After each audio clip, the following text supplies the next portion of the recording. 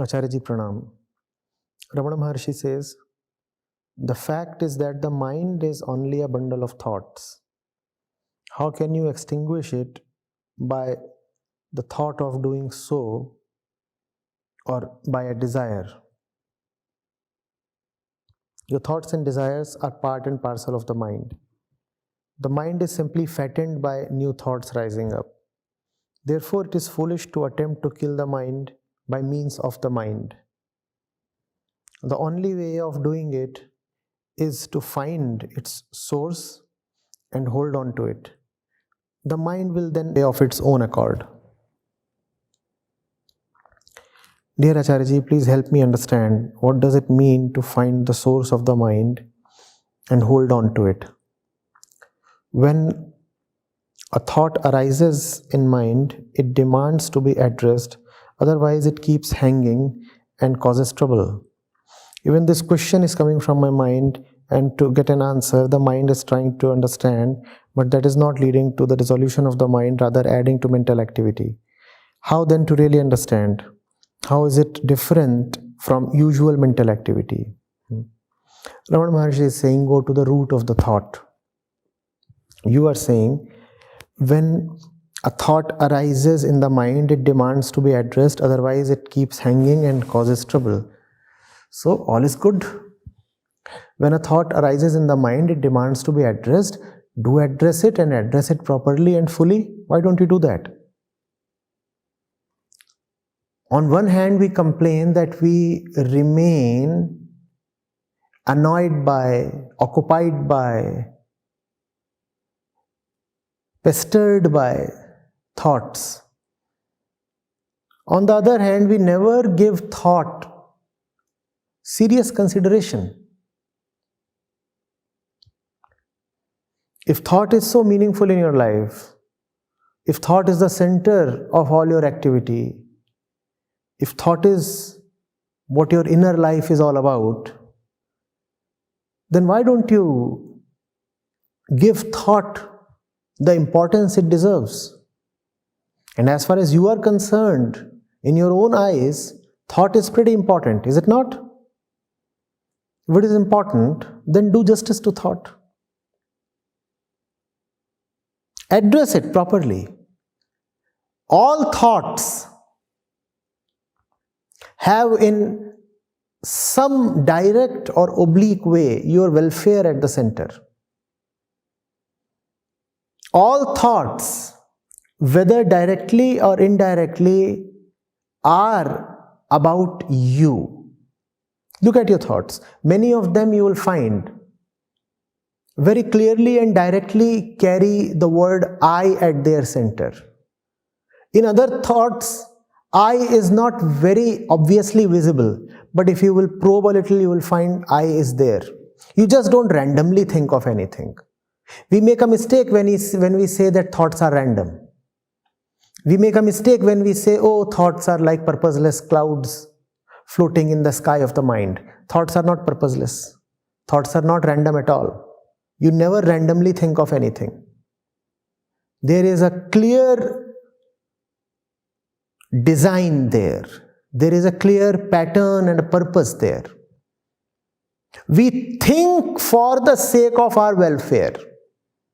It's just that thought might not be coming from the conscious mind. Often it does not. Conscious thinking is a very small part of the sum total of our thinking. Most of our thinking is quite subconscious. We think without having consciously decided on or chosen our thoughts. We just think. Since we have not consciously decided on the content of the thought, so we are tempted into concluding that thoughts are random. Thoughts are not random. You chose them, just that you didn't choose them consciously. They don't just come to you very waywardly. So all thoughts have a design, a purpose in them. The purpose is your welfare. At the center of all thoughts lies I. I. Whether directly or indirectly. Even if you are thinking about, let's say, the Iran-Iraq war of the 1980s, you'd be surprised, but you are still thinking about your own welfare. You'll find this amusing. You will say, today in 2020, how is my welfare connected to the Iran-Iraq war of the 1980s? It is. How? You tell me. You are thinking. I am not. But it's a clear principle. Surely you have some relationship with that war. There is some chain of association that connects you with the Iran-Iraq war. The chain might be quite long. All the rungs might not be quite obvious or visible to you. Between the war and between your conscious welfare, there might lie 104 associations, and it might not be really possible for you to trace all the 104. But it can be done. If you sit down with someone who can really analyze every bit of your life, and if all the data is available, then there is a good chance that he'll be able to demonstrate to you how you think your welfare is related to the Iran-Iraq war of the 1980s. So no thought is random. Getting it? Hard work is needed. You need to see that thoughts are begging for your welfare. You need to see that through mental activity, you are trying to reach the end of the mind. Raman Maharshi is saying it is not possible. Obviously, it is not possible. It is not possible, yet one thing must become obvious. The mind desires its welfare. The mind is a little foolish. It does not know how to reach that welfare. But do be a little considerate.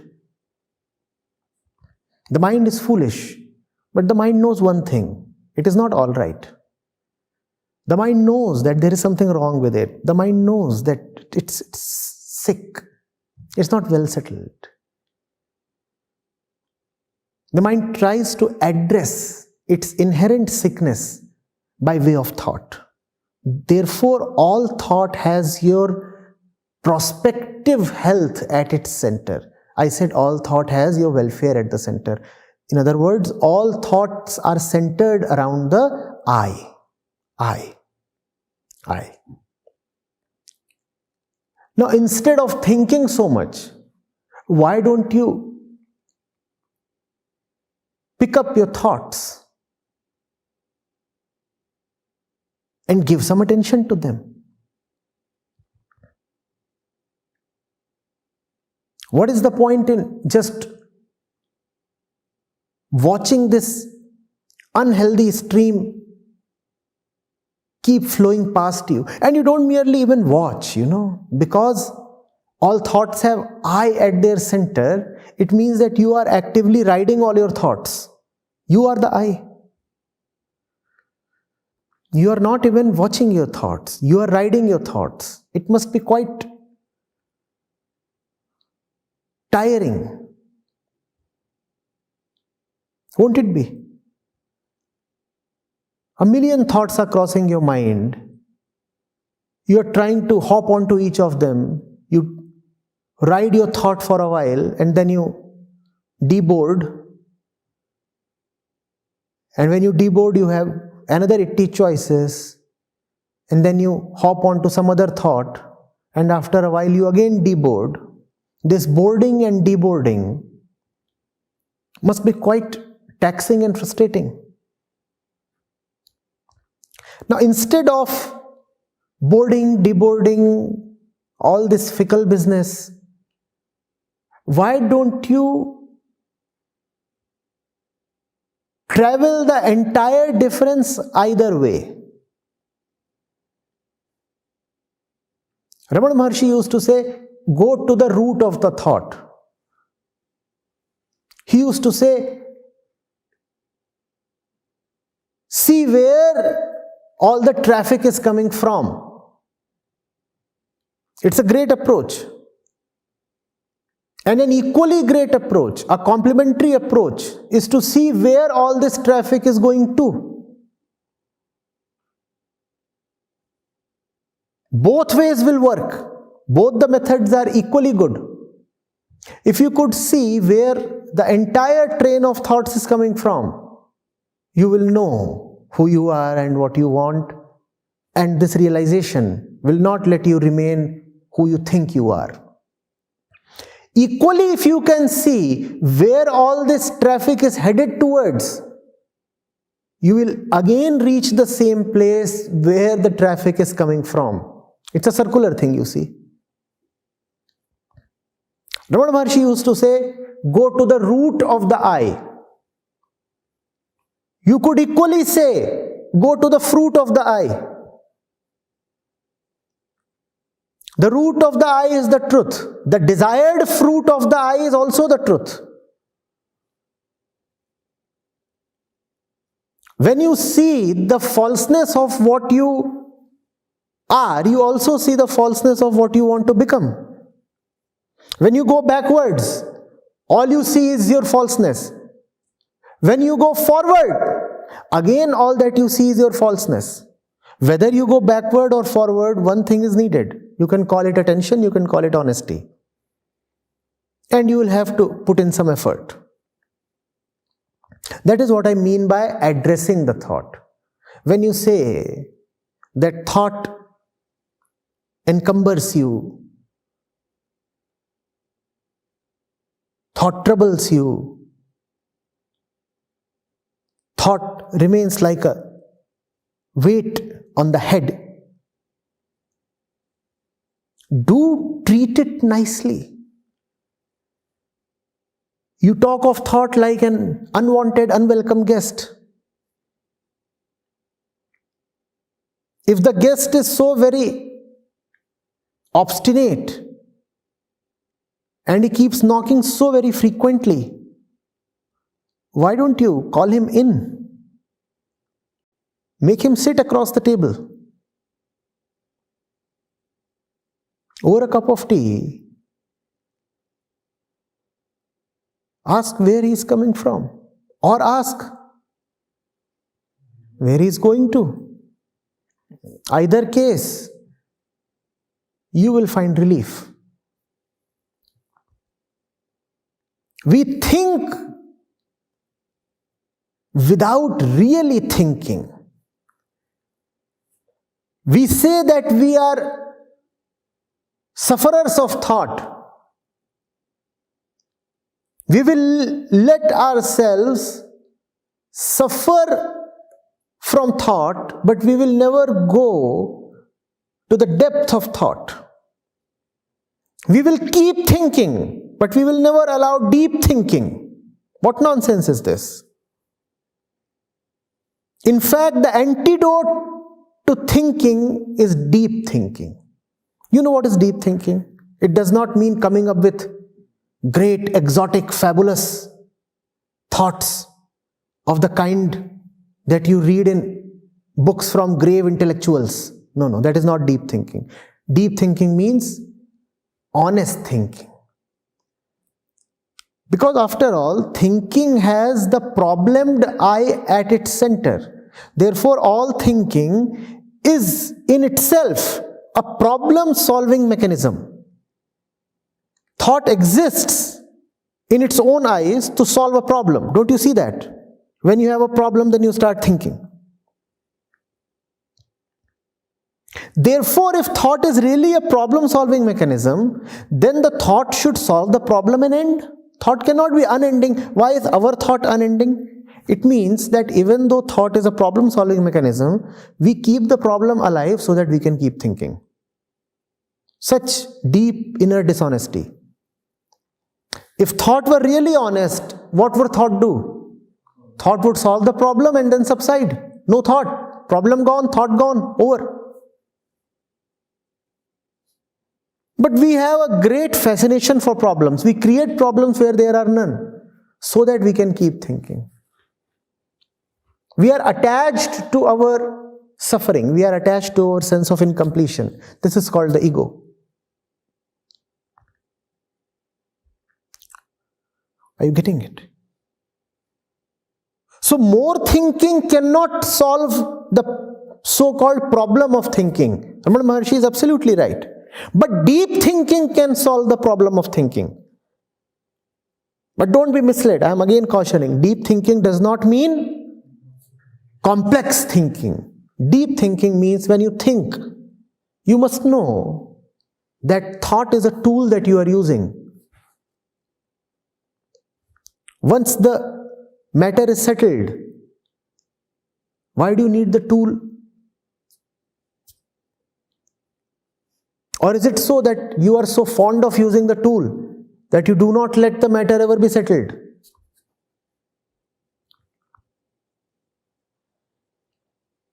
Are you getting it?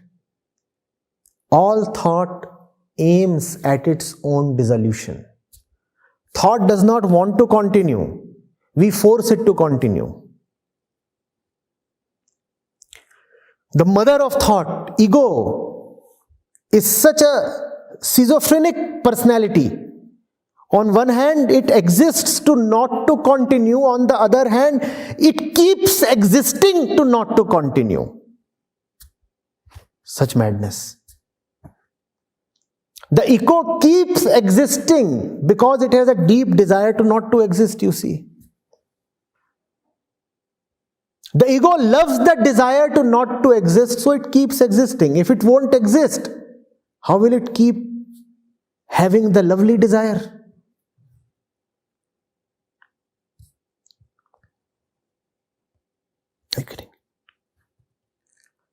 That is called the fragmentation of the ego. It is split. We all are split personalities.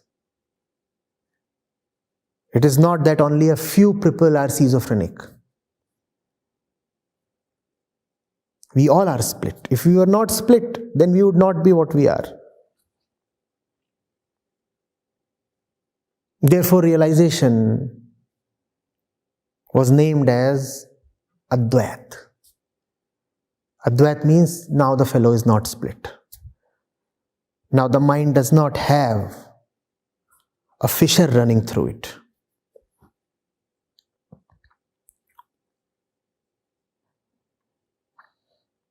Getting it?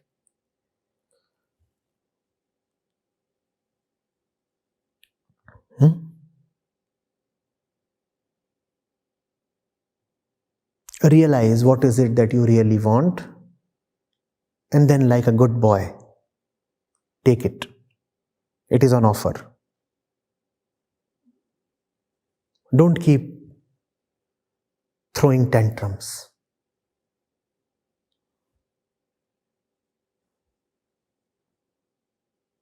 You are bringing the entire house down with your continuous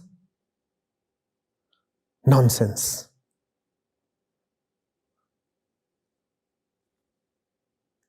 All that you really want is an apple. The apple is right there on the table. Pick it, eat it, and go to sleep. It's just that you have been spoilt by bad parenting. The world is the parent, you see. You know what bad parenting really means? To be raised by the wrong parents. We assume that the world is our father and mother. That is what is meant by bad parenting. When the world you take as your source, then you will grow up in a very spoilt way.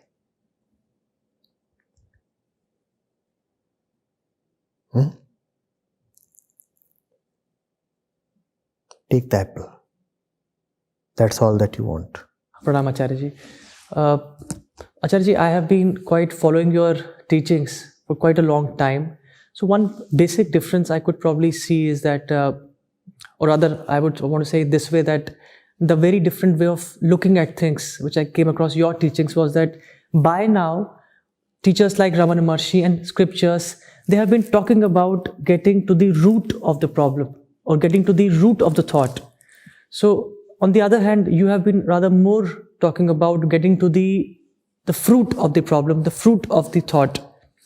So, like in this context, my question is that, do you think that because it's a very new way of looking at this particular age-old question of thoughts, so do you think this particular method that you are giving us, which is helping us, is probably more befitted to the kind of generation we are and the kind of people we are now, or like, do they suffice, or they equally suffice? But if I talk about myself, I usually it looks quite easy for me to go forward wherein I'm talking about what is the reason of this particular thought. So in this context, if you can shed some light and help us understand that, like, in what context and what is the reason that you have quite been professing about going to the fruit of the thought. Thank you. It is a very simple thing, you see. What do I mean by go to the fruit of thought? So, you are thinking about something, ask thought, what will you get from it? The thought will say, I'll get this from it. All right. What will you get from that? I'll get that from that. What will you get from that? I'll get that from that. What will you get from A? B. What will I get from B? C. What will you get from C? D. Keep probing. Go to the ultimate fruit that thought wants. What will you get from E? F. What do you want F for? G. Ultimately, the chain will stop somewhere. And thought will say, all that I want is to come to the end of all wants. Then you look at thought in its eye and smile a little mischievously, So you continue to be a serial wanter so that you may stop wanting. Is that your situation, Mr. Thought? And now thought will be a little, uneasy with itself. Thought will say, yes, but no, no, but yes, yes, yes. Then you can, scold it a little. Come on, accept it.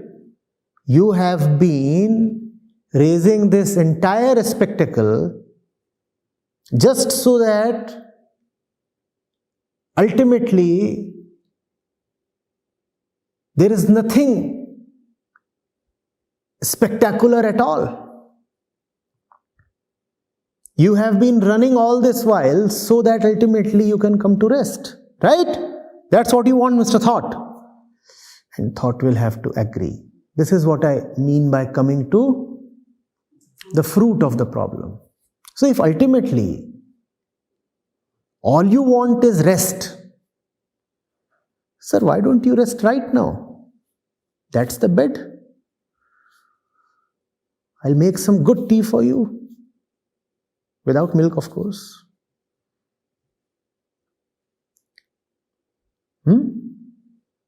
Pick up any thought, and at the end of thought, if you can pursue the thought to its fruit, if you can pursue the thought to its end, all that you want is freedom. Freedom from thinking itself. And if freedom is all that you want in everything that you do or think, then why don't you have it right now? The apple is there on the table. Pick it. This is the approach that I'm talking of. Do you think this is more easy for today's world than... Comparisons can be kept aside. It's not depends on the personality. Depends on what suits you. When we talk about going to the root, what exactly is the way of going to the root? Because the same thing takes form. This is quite logical to think that what am I aiming at? But how do we track back to the root part? Then you will have to take the help of identities. I say I want to, let's say, go to the temple. Why do you want to go to the temple? Oh, because I'm a Hindu. Okay. How am I a Hindu? You keep going backwards. And ultimately you find that everything starts from a certain incompleteness. And when you find that this entire train comes from a certain incompleteness, then you lose faith in the train. The moment you lose faith in it, you are free. You pick up any sequence of thoughts, you pick up any thought and you go to the base of it. You discover a certain incompleteness. Then you say, what the hell? All this is arising from a disease. I don't think I want to have much to do with it.